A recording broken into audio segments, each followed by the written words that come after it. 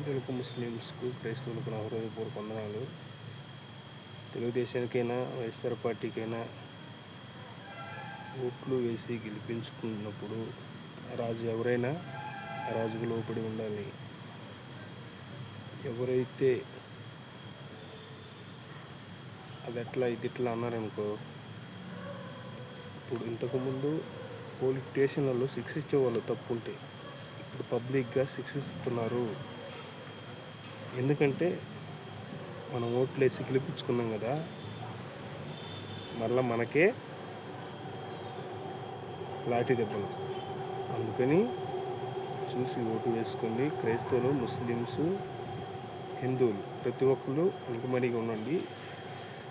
ఎవరు వచ్చినా సర్దుమణిగి పార్టీల ప్రకారం నడుచుకోండి.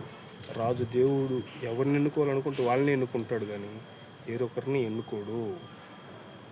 నువ్వెంత తాపత్రపడ్డా ఉపయోగం లేదు, నేనెంత తాపత్రపడ్డా ఉపయోగం లేదు, ఇంకొకళ్ళు ఎంత తాపత్రపడ్డా ఉపయోగం లేదు. దేవుడు ఎవరిని ఎన్నుకోవాలనుకుంటే వాళ్ళనే ఎన్నుకుంటాడు. షాడిజం చూపిస్తే ఎవరు షాడిజం చూపించకూడదు. షాడిజం చూపిస్తే అది దేవుడికి నచ్చదు. దేవుడికి నచ్చినప్పుడు నీవు సింహాసనానికి అధికారివి కాదు నాయన, సింహాసనానికి అధికారి కాదు అంటాడు దేవుడు. అందుకని ఎవరైనా దేవుడిచ్చిన అధికారాన్ని బట్టి సక్రమంగా నడుచుకోవాలి. కానీ ప్రతి ఒక్కరూ అయినా ఎమ్మెల్యే అయినా, ఎంపీ అయినా, సీఎం అయినా ప్రతి ఒక్కరికి లోబడి ఉండండి. గవర్నమెంట్ అధికారులకు లోబడి ఉండాలి ప్రతి ఒక్కరూ.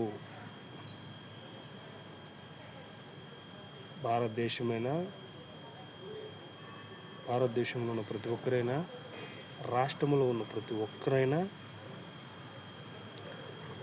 గ్రామంలో ఉన్న ప్రతి ఒక్కరైనా పెద్దలకు న్యాయంగా ప్రవర్తించే వారికి మాత్రమే, అన్యాయంగా ప్రవర్తించే వారికి కాదు.